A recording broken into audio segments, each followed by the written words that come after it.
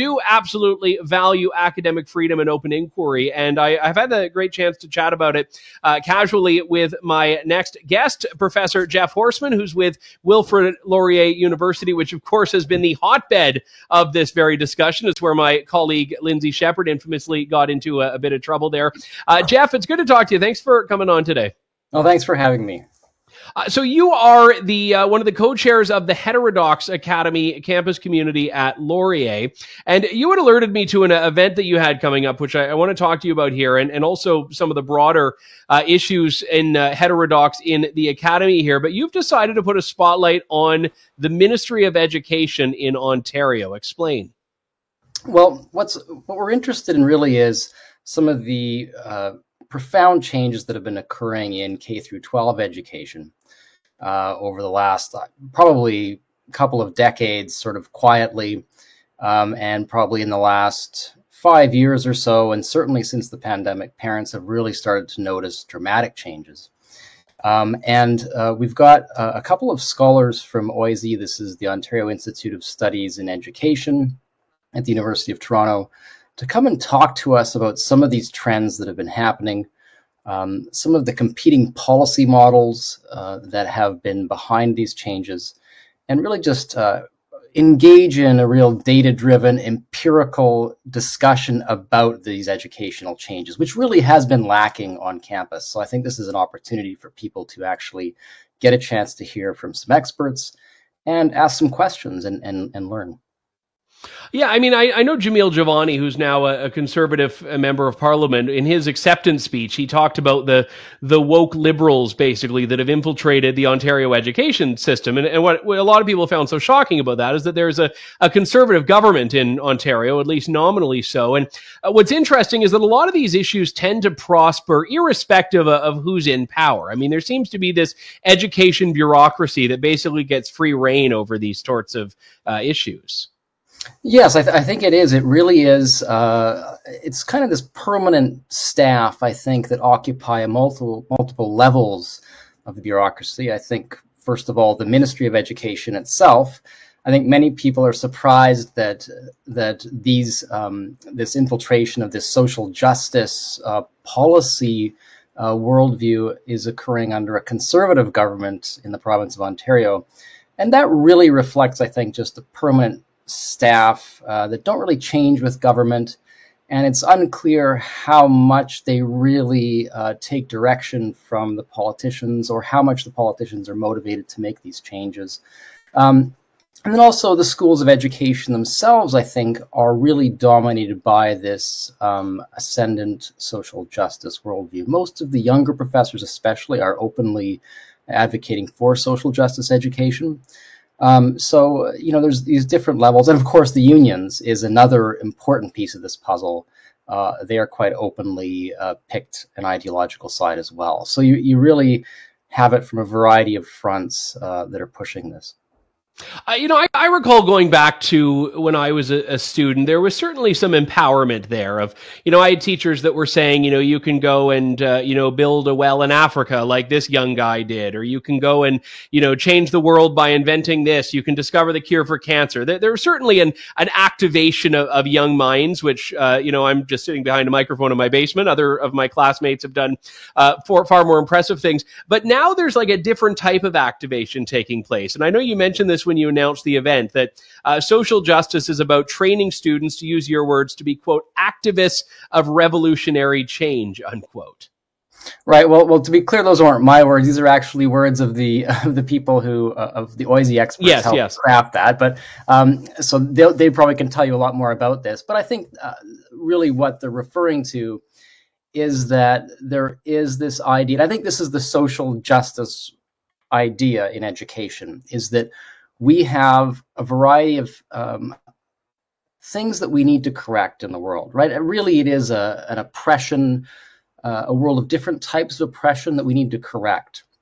And really, we need to teach students to work to overcome these various types of oppression. So there's an anti-oppression sort of mindset in this critical pedagogy that is seeping through things. So I think that's one of the underlying features of the new educational policy direction. I know when I started talking about these issues, however many years ago it was, that there was always this hiving off of sociology departments, and the postmodernists are doing this, and the sociologists are doing this. It really is everywhere now. I mean, you're in the hard sciences, you're in chemistry and biochemistry. So just before the interview started, I just Googled decolonizing biochemistry to see what came up, and the first hit: decolonizing and diversifying the biosciences curriculum, why we need to decolonize the biosciences curriculum, decolonization in the Faculty of Science, a place to start, decolonizing chemistry teaching and learning. Now, I don't know what's in any of these resources. I'm just rhyming off the headlines here, but suffice it to say, unless, Avogadro was an evil, dirty, stinking colonialist, I'm not entirely convinced that there is a connection between colonization and chemistry, but even your hard sciences has not been immune from this. No, it's not. I mean, it. I think for the most part, it has been, but it's coming. You can see it in different ways. There are different steps that are coming. I believe you talked to Lee Revers, maybe, and certainly in his department, it seems to be perhaps more advanced than it is at ours. But certainly, there is a push for it. There's a push to decolonize. No one really can define exactly what that means. There's no. I was going to say, if you were to just go social justice, Jeff, and you say, okay, I'm all in. What does that even mean to decolonize chemistry? Like how do you even do that? That's a really good question. I mean, Lee has talked about this a little bit. I think he's trying to think about this. And I don't know. I mean, it really just ends up being a little bit silly when you start to do it, because it would be more about using words that are not oppressive, right? So trying to change the language, maybe, with cis-trans isomerization, you might not want to use that language because that could be offensive. So you'd use things like the E and Z isomers. It might be that type of thing, but I mean, ultimately no one really knows. And I don't think anyone's thought about it, to be honest. Maybe some people have, but most people are just scared to challenge it. And that's about all we know. So we have seen in the last few years, I think, this tremendous resurgence of people like you who are really minded towards academic freedom. I mean, Jordan Peterson's probably one of the most famous anywhere in the world, but by no means is he the only one. I know at Laurier, you've got a small contingent of rabble-rousers, of heterodox thinkers. I've had a few of them on the show, David Haskell and Will McNally and yourself. And I know at other schools there are. So in some way, there seems to be a bit more of a resistance now. Would you say things are better or worse now than, say, 5 years ago? I think it's a good question. 5 years ago, I didn't even pay attention to this much. So I might say things were better 5 years ago, but when I started to notice, 3 years ago, I thought things were very dire. But what I have noticed in the past year or two is that people are starting to find one another and they're starting to just speak again. I think in the lockdowns, when people were apart and isolated, they all thought if they were worried about some of these things, they thought they were the only ones. But when you start speaking and you start meeting other people, and then when you start being able to discuss and try to challenge each other and try to find people to explain what exactly do things like decolonization mean, what exactly, what are the benefits of hiring based on race and sex? Can anyone explain this? And very often you find that the explanations are very unsatisfactory. And I think people are really starting to realize that, and they're starting to get a little bit of courage, just a little bit. But I think as long as we can explain politely and make our case with evidence and write letters and try to open up that Overton window again so that we can actually do science in the broadest sense, where we hear both sides of an issue so that we can really try to get to truth. And what I would say about the green shoots, so to speak, or the optimism I feel, is that our Heterodox Academy group is growing. And we do have more and more active members. And I think that is really positive. We're starting to, other people from other universities, from the public are getting interested. So I think it is really starting to have an impact. And the fact that we're able to just have discussions on campus that you wouldn't have been able to have a couple of years ago, I don't think. And, it hasn't been easy. We often have to do security reviews and you get in, you kind of have trouble in small ways. But I think it's hard now for the administration to really shut it down in a way that they could have a short time ago. I think just too many people are not behind them anymore. I think the public, I think you talked to Eric Kaufman a few days ago on your show, and his work on the polling data is super clear that the public is just not on board with this stuff. So I really think we'd now have an opportunity now for a full court press to really push back and hopefully reestablish classical liberal norms of a liberal democratic society. Yeah, and I think it's good because I had Bruce Party on recently, and he's just the perennial pessimist on this. So I like that you offer a bit more of a rosy picture of things. And there is something to the idea that it has to get worse for people to see how bad it is and want to make it better.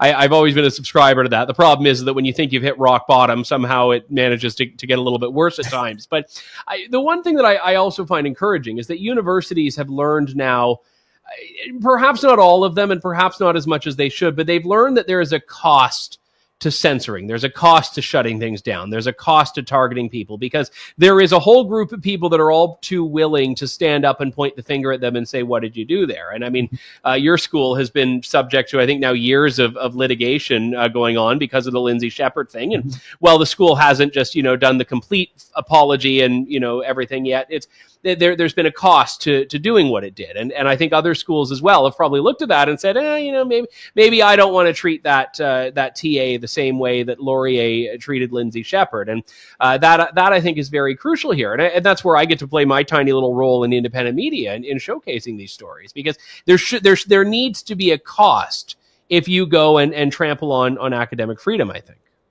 Yes, I think they're starting to realize that a little bit. I mean, it just takes a few people, like us to, again, write a few letters. They know, okay, this is going to be embarrassing if people start paying attention to this. But I would just like to, if any administrators are listening, this is an opportunity. I think right now, if you're a university administrator, you have a tremendous opportunity because young people are getting really tired of the social justice worldview at universities. I can't tell how many students talk to me about this is just so boring, this whole thing. I'm really tired of it. So I really do think that if a university administrator is really smart, this is what they do. They would come out, we're going to be the first, we're going to be a true free speech university. We're done with the EDI, the racial discrimination. That's all over. If you want to learn, if you want to do hard things and you want to be competent and you want to explore ideas, you come to our university. And I think the first mover opportunity is just huge. I don't know why someone doesn't just reach out and grab it and come in. There have been a couple in the U.S. that have, but in Canada, that lane is just wide open, right. Isn't it? Yeah, it is. It's wide open. All the universities are almost identical on this. So. All right. Well, if you're, I'm not sure how many university administrators we have in our ranks in the audience, but if you know one, or perhaps you're married to one, go and show them this episode. They could be the star. It's funny you mentioned that. So I don't know if you remember a couple of years back when the Toronto Public Library defended its right to rent space to, I think it was Megan Murphy. It was this one librarian, Vickery Bowles, I'll always remember her name, who was like the librarian standing athwart history, yelling "stop" to the censors. And and I'll always remember her until maybe not the end of time, but certainly the end of my time because of that. So there could be a university administrator that does the same thing, that becomes just like the beacon of freedom and free speech and academic inquiry in Canada. So the opportunity's there. Just take it. You deliver the inspiration. The event hosted by the Heterodox Academy at Wilfrid Laurier. What is the Ministry of Education promoting in our schools? You can see the details up on the screen there. It is on Thursday, June 13th. I'm going to be out of town, but I hope it goes well, and I expect to get a full report afterwards. But Professor Jeff Horsman, good to talk to you. Thanks so much, Jeff. Thank you very much, Andrew.